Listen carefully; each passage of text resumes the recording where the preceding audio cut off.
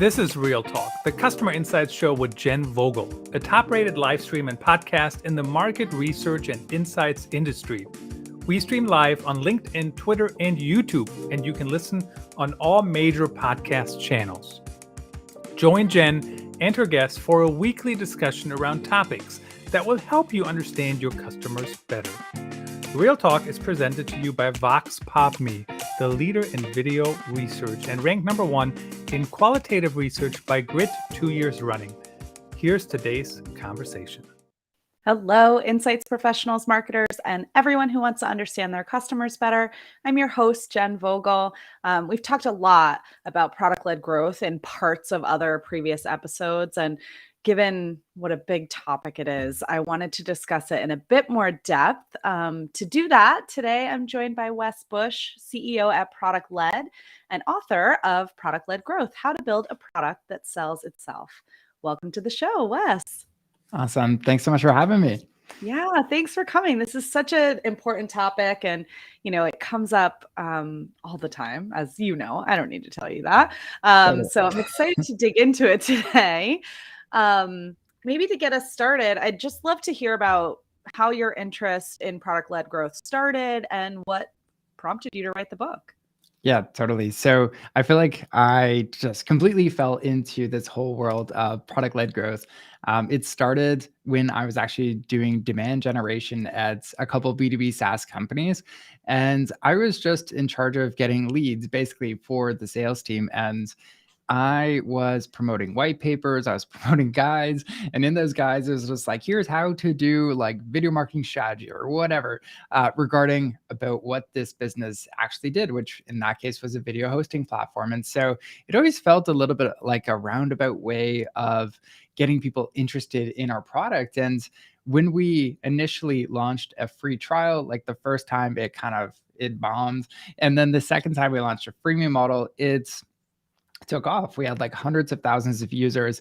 And that was kind of my I guess there's a better way to market, a better way to actually sell products, because I kind of looked back at my own experience interacting with other like tech products as well. And I was like, you know what, actually the ones that I love and enjoy using the most, a lot of them have that experience where I can actually test it out. If I like it, I can make that purchasing decision without needing to get like approval or anything like that. It's usually like a small purchase to get started, but it could still wind up to be a big purchase over time. So that's my initial foray into this world of actually product-led before it was even called that.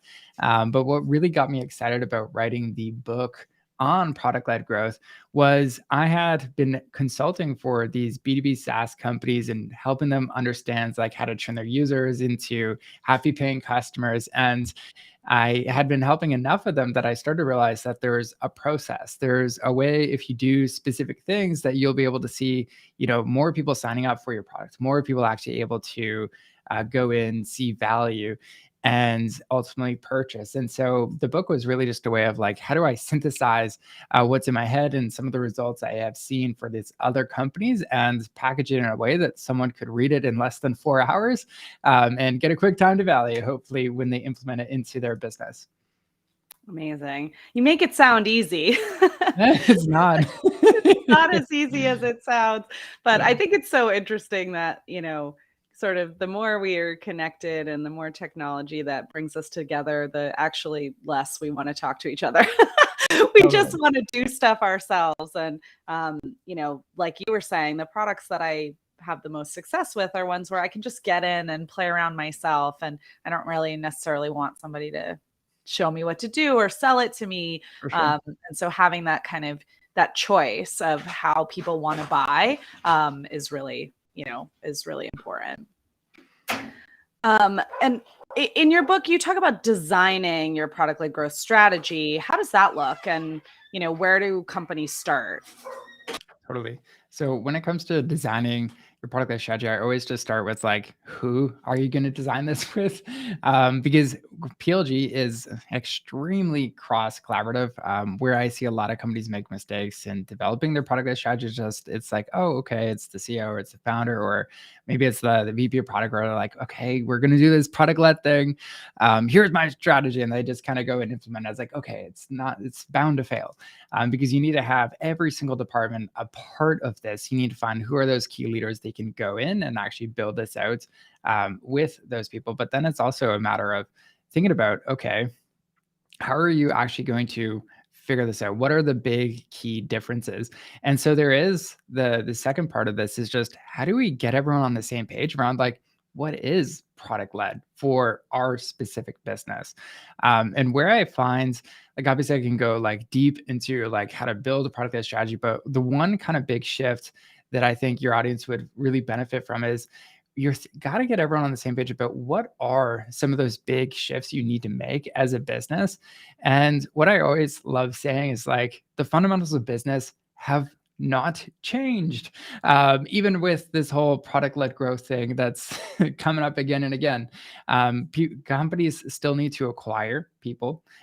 They need to monetize them. They got to make money. They also need to engage them when they get into the product, make sure they have a good experience and eventually retain them. And then the last part is they really have to expand the customer value. And so those four key pillars, acquisition, monetization, engagement, expansion, have not changed. What has changed, and the one big shift you need to make as a business is if you're going to make this kind of jump from more of a sales-led business to something more product-led, you need to think about, okay, what are we going to prioritize first? What are we going to move up the ladder? And what often happens is you got to realize that it starts with acquisition. You still got to get people to find out about your company. But the next step is how do we engage them? How do we actually help them really see the value of the product? And then we can monetize them and then expand them. So that's like the high level kind of like big shift from a strategy perspective that you do need to make as a team. So I just wanted to kind of share that because I think it's easy to gloss it over. Like there's so many big changes, but it really is just this one big change. For sure. Yeah. And it is, like you said, like sort of iterative over time. This is the thing you need to do first, knowing that there's 7,000 other things that are going to happen after, but like it is about prioritizing. And a lot of what you said, I think like we can really dig into. I mean, first of all, getting everybody on the same page about what you're doing and why you're doing it, but also just what does product-led growth mean? To each individual. I think we've had these conversations internally at Vox Pop Me about what does product-led growth mean for us. And, finance has a different definition than maybe engineers do, than marketing, than sales. And really aligning everyone is maybe a step that's overlooked. I wouldn't say it's hard. It just requires conversation and collaboration, but probably an easy one to just move on and just assume everybody knows what product-led growth is, right? All you have to do is Google, and there's plenty of information out there. There's great books out there. But actually it's people do kind of have a lot of different understandings of what it means. Yeah. And I think depending on how it's introduced, like there could be a lot of fear around it. Like I might also be part of the problem here, even with the subtitle of the book. It's like how to build a product that sells itself. And it's like, well, okay, let's take that at face value. So your product can sell itself. If you're just like, okay, we're going to introduce product that grows so we can create a product that sells itself, people in sales are going to be like, I'm going to sabotage this because I want my job. But what I really kind of even meant with product that grows, how to build a product that sells itself, is it's like, you know what? When people go into your product and let's say we're able to give them an amazing experience, they're able to see the value of the product, and we make it actually very easy for them to upgrade without talking to anyone. In a way, the product has sold itself. And what actually happens for sales and a lot of leaders in this capacity is it's like, okay, that salesperson who is now, or they used to talk to every single person, even small, medium-sized businesses, now they get to actually focus on the bigger, more exciting kind of enterprise prospects and clients where they can provide a lot more value. They actually the product sells all of those small kind of medium-sized businesses as well, in a large way. So yeah, I think like tackling some of those myths as well is super important as part of like building that initial product-led strategy. Yes, I can definitely relate to that. There is a lot of fear that comes with it. But I think you've touched on something really important, which is that, really defining, sorry, I don't know if you can hear my dog. He's going crazy. It's been a All while good. since he made an appearance on the show. So welcome back to the show to my dog. Oh, goodness. Anyways, perfect timing.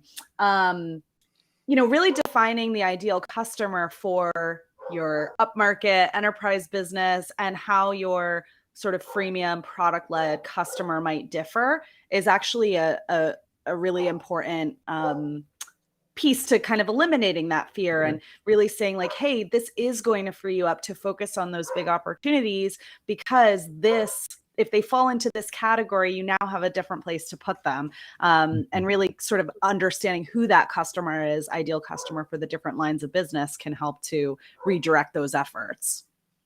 For sure. Let's see. What do you think is the role of understanding your product's value to make this work? Like, how do you suggest companies go about kind of like defining their value, communicating it with customers in a way that does help it to sell itself? Totally. This is like honestly one of the biggest pieces, like especially if you're gonna like create a product that can eventually like sell itself in that capacity. But what actually comes first, you touched on it too, is like get crystal clear on who you're serving. If you're a sales-led business where like the only way someone can purchase a product on your website is if they'd like talk to sales, I'll label you as sales-led, that's fine. But if you're making this switch, or even if you are product-led, it all starts with understanding like who is our ideal user, who gets the most value from our specific product. Get crystal clear on that specific person. Who is it? What do they look like? What are some of the typical characteristics of that person and the companies potentially they work for? So get like crystal clear on that part. And then the second part is like really just work on your brand promise. Like what is that big promise we're going to be making to this user? And the distinction, if you're a sales, that is like, okay, we had been talking to, let's say the C-suite level, like anyone who's a decision maker, you're usually targeting as a sales-led business. But in a product-led business, you might not actually care that much to even target that person. You might say, you know what, if we're selling video hosting software, yes, the VP of demand gen is going to purchase this. But it might also start with someone in sales, oddly enough, who just needs to send a video to a prospect, and like they start using the free tool and then it starts expanding. So you got to get crystal clear on one, who is that specific user? Two, what is that specific promise? And then the next part is what we usually do is kind of break down that promise into bite-sized pieces. And I call these like different problem sets. So you have like your beginner problem set, and then your intermediate problem set, and advanced problem set. And you really just got to think about, okay, for these different problem sets of someone who is going to eventually experience this promise, those beginner problems are really what we want to give away for free. So in Vidyard's case, okay, yeah, your big promise is to like get everyone to start communicating better with video so you can close more sales and all that stuff. So it's like, okay, that's our big brand promise. And then the beginner problem might just be like, I want to send a video to a prospect. Great. How do I make that easy? And that's actually the freemium product today. So just thinking about that promise, and then it gives you that clarity on like, okay, all those other pieces. What do we give away for free? What do we upgrade? You start upgrading people on some of those intermediate problems. And it can become, it sounds simple, but obviously figuring that out all comes back to just understanding the customer as well as you can. And that is why I'm so happy to talk with you about this, because it's like customer research is like, if you don't have this kind of skill set internally, it's just you're playing this game on hard mode. Totally. I love how you describe that, playing the game on hard mode. We had a conversation very early on on this show 2 years ago, probably, with Gia Loudy, who is a dear friend of mine. And, she really has, she and Claire Swellentrop have really coined the term of customer-led growth, which is about exactly what you're talking about. Like Totally. ultimately what you're trying to build is a product that sells itself, but with customer insight and customer understanding as step one. And I think that that's that is a way to not play the game on hard mode, like really speaking, like not just understanding the value of your product, but how it aligns to the problems that you're solving for your ideal customer. Like that's the sweet spot, is really making those connections for people. And also, I mean, like, again, like when you talk about it, you make it sound easy. I mean, I know this was like a several year kind of process for you, and not something that just can be turned on overnight. And it does require a lot of work and like commitment to not give up before the miracle, really. Yes. Because there's a lot that goes on, and it takes a while to make that shift from enterprise to a more freemium model. And actually, I think, it's not that common. It's a lot more common that companies sort of go the other way, maybe launch as a product-led organization and expand into more sort of enterprise deals over time. It's really hard for larger organizations to build in these lower entry point or freemium models. For sure. There is ways to like do it that doesn't rock the ship too much. I find like where it typically doesn't work that well is like, okay, let's slap on this like free trial to this already like hectic enterprise product that's hard to get to value. And that's actually I didn't touch on it, but like one of the first reasons why at Vidyard, like our free trial just didn't work. And it's because like we had this intermediate problem set that we were solving at that point. And it was basically you would sign up for the free trial. You had 14 days to see value in the product. You had to upload a video. You had to put that video on your marketing site. You had to obviously have some good traffic to that site to see who is like the amount of people watching it kind of thing, and what percentage of the video did they watch. But then if you really want to get good value, you would have to connect your marketing automation platform. And then you could see who is Jenn watching my video? And that was actually the real aha, because it's like YouTube kind of had that part too of like, okay, what percentage of people watch the video? But like the big aha was like, it took a long time to get to that. And so where I see a lot of these big companies kind of make mistakes is like, they don't think about, well, what are the problems people have before that?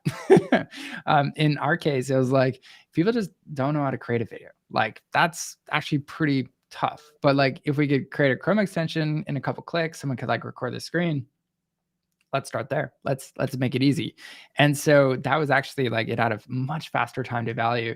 And when you solve that beginner problem set, that's really where you can start to open up capabilities. And for bigger companies who might even be contemplating this, it most likely will be it's a different product, which is opens up a whole nother can of worms that most companies probably don't want to open just yet.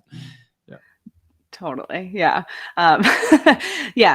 Like building a different product that is ultimately based on the same sort of fundamental foundation of what your product is.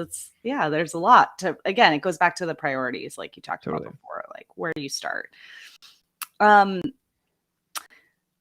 do you let's say you've built this new product and you're solving that beginner problem. How do you ensure that the product is actually leading to growth? Like, how do you measure the success of that? Yeah, so the like main kind of thing you would want to start measuring right away is just like how many or like what percentage of people who sign up for this product are actually getting to value. And there's a lot of different terms around there. Even internally at ProductLed, we call it like user success. There's like your initial aha moment, your beginner milestone. And then there's like, okay, product qualified lead. So like there's so many different ways of how you describe the same thing. But that part doesn't matter. What really matters is thinking about, okay, what would be that meaningful win for someone whenever they get into your product? So in Vidyard's case, that was like, okay, you sign up for the free product and then you record your video and it's easy. So that's like, slight win. But what's really a win is when someone watches it and you're able to see, oh, Jen watched 98% of my video. Like, that's really cool. I'm going to start sending more videos, because maybe your response to it was like, if this was a new kind of tool, it's like, wow, this is so cool. Way better than a message. So that's really just trying to dissect for everyone's product. Like, what does that look like? It might not be as easy to kind of come up with like, oh, it's just this right away. But what I would recommend for a lot of companies who aren't clear on it is just start with, this is where you use your gut brain. Just start with what you think is best. Start measuring it and see if it has an indicator on, like, if more people do this thing in our product and see value, do we see like a big increase in those people who are actually upgrading? If you do, then you're most likely on the right track. You're going to say, okay, maybe we're a little off. Let's tweak it a bit. But you will always see a high correlation between people who experience the value and actually become customers. And the whole secret I always tell people around product-led growth, and my famous one-liner is like, your user success will eventually become your success. So just measure the user success and the rest will take care of itself. Yeah, I love that. I mean, it goes back to centering it around the customer. If you deliver value, I mean, and this isn't even related to product-led growth, just across the board, if you are a company creating services or products, if you focus on creating value, then the revenue, the business metrics will come, right? Totally. And I think like what you're talking about, like there's so much data. And figuring out, that's the hard part. It's not actually the measurement that's hard. There's plenty of things that we can measure in a lot of different ways that we can measure them. It's figuring out the one thing, the one metric that really matters. Looking at the conversion rate from X to Y, or the usage of these types of features, or the time in the platform. There is, like you mentioned, there's something that's going to correlate with likelihood to convert or revenue achievement, but it's not all the data points that you could possibly measure. So it's almost like you kind of have to start pulling in all the data and then just say, well, this actually seems to be the indicator. Or like you said, like trust your gut and make a hypothesis of, we think that if people do X, it will lead to Y. And then validate that. But it's like kind of a constant cycle. Like when I think about how we think about like customer insights, or, looking at data, behavioral data, like it's not something you could just do once and then rely on that forever. It's just constantly being iterated, I guess. Totally. Yeah. And like the first time, you most likely won't get it right. Like one of our product-led coaches who teaches our program, they work at Softer, and Softer basically allows you to turn like your Airtable or Google Sheets, like whatever data you have in there, you can like create a website with it, which is kind of cool. So like for databases and stuff, it's really easy to like whip up an app.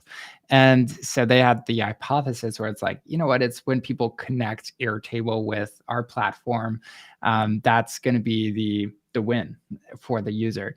And they start measuring like, okay, yeah, there's a correlation here, but like, is that really what it is? And actually it was like just one step off. It was like, actually it's when they see whatever they had in Airtable, that database, and then boom, they were able to look at their creation in Software and be like, oh my goodness, I can kind of see this kind of being a website. It's not perfect, but I get the feel for it. I get like 80% of the way there already. Wow. Okay. So like that was the real win. And so it's like, sometimes it's just moving a bit further down of like, okay, what would be something that people would actually refer to their friends and be like, hey, look at this. Well, look what I did.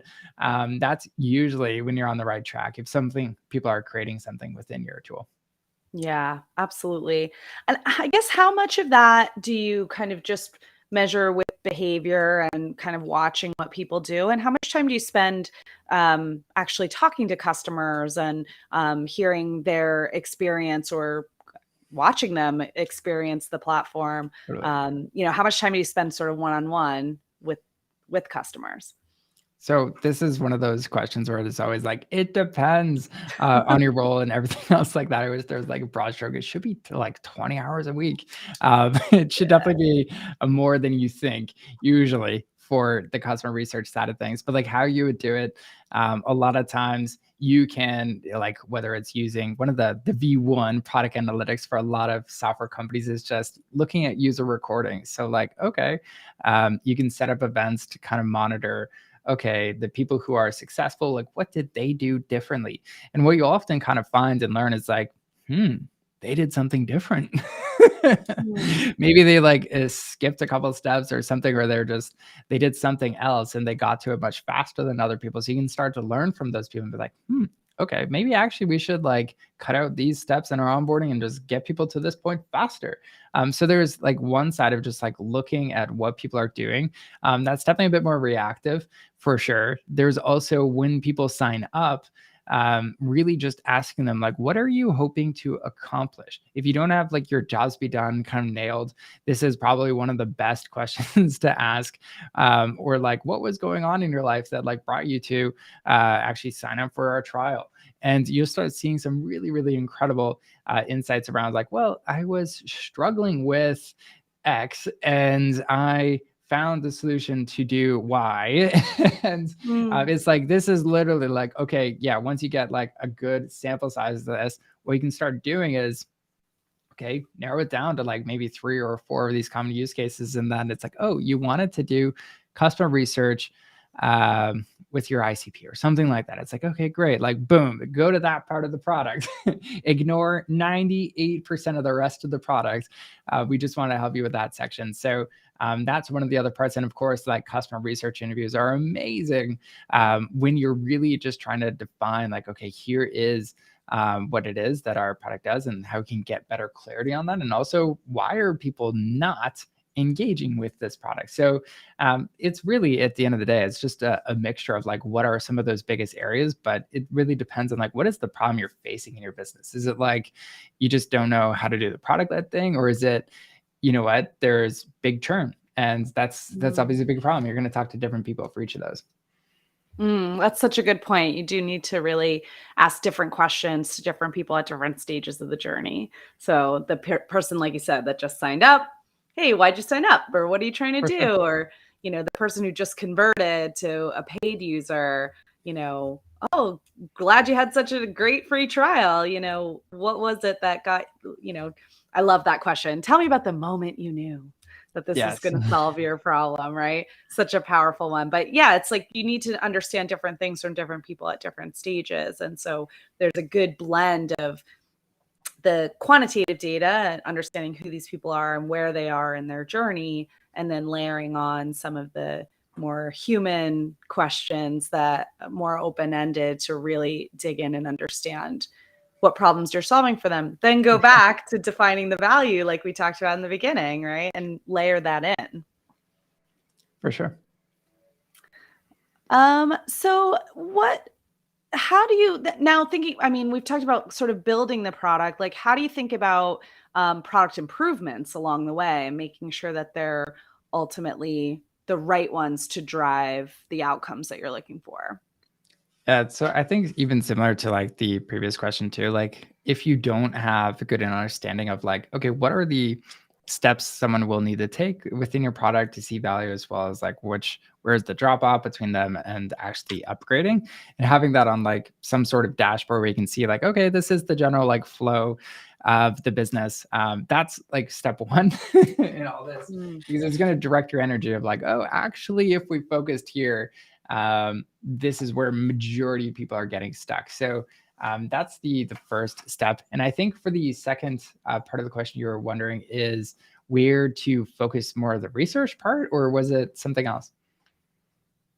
Yeah, I think it's just more like making sure, like, how are we thinking about validating Right. the work that you're doing along the way, right? Because even like you said about the trial, or like figuring out what metrics to measure, you might get it wrong at first. So there's constantly improvements, and you know, I mean, I guess just to go down a side rabbit hole a bit, like Yes. one of the big benefits of kind of going down market and having a lower entry point or a freemium model is just like expanding the potential for the number of users. And you can learn so much from just having a much larger user base than you could with a very expensive or a very, you know, kind of tough to onboard or high touch product. And so it allows for a lot more testing, a lot more iteration, a lot more product development to happen, even just small things like language within your platform or anything like that. And so,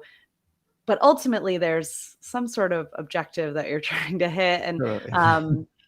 how do you make sure like any of these iterations and experiments and changes that are being made in the platform are helping you to achieve those goals, really? Right. Yeah. Okay. So for like how to validate where you want to focus on specific parts, yeah, like one part's getting the right metrics, and then also like validating your learnings of like what is working, what's not. What we recommend doing is just really setting up the right mentality internally in your business around like building a culture of experimentation, being okay, like, you know what, majority of these tests are actually going to fail, and that's okay. There is no such thing as failure. There's just learnings.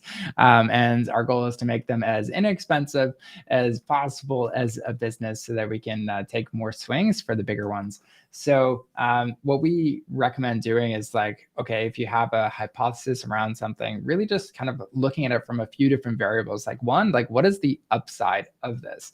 So a lot of people like think about like impacts, like the old ICE score. And it's like, yeah, okay, that's fine. But like what's never considered usually is like, what's the downside? What would happen if this like we think this good idea is good and it's actually like it's toxic or something like that. And so like let's weigh the downside of this one as well. And then there still is like, okay, how easy would this be to really like implement and roll out in our business? And then the last part is really just like, how confident are we? You know, like one is like, I have this good idea. And then like we, even at ProductLed, we have like every single number is like, if it's a 3, it's someone you've actually gone through, had done like research on this. If it's a 4, like you have like compelling market data. If it's a 5, you've done customer research to like validate this idea. And I think a lot of times when people are like scoring some of these potential tests and ideas, it's like, you don't think enough about like, well, what work did you actually put in to get this number? Did you just like pull it out of the wazoo, or did you have like the data to really make this decision? And we should really prioritize the ones where it's like there has been some rigor as far as that goes. And that's really where you bring in that customer research to find out, okay, like how can we validate some of these high risk kind of bets to get better at validating and focusing on the right areas of the business. Yeah. I think being data driven like is like so well connected with what you've said about like experimentation and failure, and like, it gives you more freedom to do that because you have the right metrics in place and the right mindset. I think that's important too, what you said about the culture of experimentation. That no company is going to succeed here if you have a sort of like, this is how we do things kind of approach, right? It's got to be like a, let's see, who knows? Let's try it and find out. And all agree what success look like, right? So that alignment is really key. And I think it goes back to what you said earlier about, it can't just come from one division of the company, right? It really has to be an like organization wide strategy that everybody's bought into in order to for it to be successful. And also like the thing I want to ask is about like what companies can benefit from this approach and which ones maybe should stay away from it. I think just going back to what we were saying before, like it's really difficult to go from that enterprise to product-led strategy. And I think Vidyard very famously did that well, but it's the exception. There's not a lot of companies who have been successful in the way that Vidyard has in going in that direction. So yeah, I mean, is this a strategy every company should consider, or what are your thoughts on that? Yeah, so I fully believe like every company can be product led. Every time I say like, you know what, this industry can't do it, I'm like, wait a minute. For instance, like just a couple of weeks ago, I was going through I was picking up a burrito. My favorite like food is burritos. So now everyone knows. But like right beside it, there was like this Indian place and they had a free trial for like some dish that was a new one for them. I'm like, oh, this is like hilarious. Taking a photo. The business owner is like, is there a problem? I was like, no, I love this. Because I'm obsessed with free trials. And like it can't be any industry. So is it really possible for every single one? I can definitely think of examples like military equipment, all that stuff, where it's like, oh yeah, we probably don't want to give it that way for a free trial, kind of thing. But so when we think about like for business, there's a couple of factors you definitely do want to consider for your business. Like if you're a startup or something like that and you're not like product market fit yet, please don't just try to like automate the crap out of your funnel right away, because it's like you do really need to talk to people at that early stage, especially to understand like what are those key problems, pain points that we can really help people. Like, are we truly solving a problem or not? So that's like, if you're early stage company, focus on that. And if you do have to talk to customers, like as much as possible, even if there's no way to like automate the sign-up experience, that's completely fine. Get that product market fit first before you start thinking about the scale for your go-to-market strategy. Two, if you're thinking about like, should we be product led? You really need to have your leadership team aligned on this. I have seen so many of those examples you were talking about of like, okay, this like, sales led company tried to be product led. It's like one person really wanted it. There was a couple passive people, and then like there was 3 of them that didn't. And it's like, okay, I've seen this too many times where it's like, that just never works. You need to get everyone on the same page about why this is going to be the right fit. And then on that second stage, is you need to have a scaled approach, especially if you're a bigger company. You need to have something where it's like you're thinking about this as like a test. And this is where I see a lot of culture difference between like a sales-led business and a product-led business. Like a product-led business typically moves at a much faster velocity for learning and experimentation. They're always trying new things. And that's part of the thing where it's like they look at these new initiatives and things like tests. And the maybe sales-led business that moves a bit slower, they have their standard processes of how they do things. They typically will move a lot slower and look at some of these things as failures when it's like, well, that first attempt at a free trial, that wasn't actually, a catastrophe. But what was the learning here? Did we actually help users solve a meaningful problem in their realm or not? And so I think just kind of taking consideration of those 3 factors of like, do we have product market fit? Is our leadership team bought in? And then can we take a scaled approach to attempting this and really solve some of those beginner problems first? Yeah, I love that. I love the, slower really doesn't mean failure, basically. This is a long-term strategy, a long-term vision, and any business who's really kind of short-term focused and looking at like, oh, are we going to hit our numbers this month? Yes. Maybe product-led growth isn't the right approach because it takes time, right? It takes commitment. I think it's really interesting too, what you said about sort of early stage startup, figuring out product market fit. Maybe you actually need to be talking to people more than automating, which is so interesting. And we had a conversation with April Dunford about positioning on the show. And that was one of the things that she said actually was like, how do you validate that your positioning is like really sticking with people? And she said, it's in the sales conversations. It's not in the research necessarily, but like the head nodding when you're on, it's an enterprise sales presentation and sort of testing out that messaging.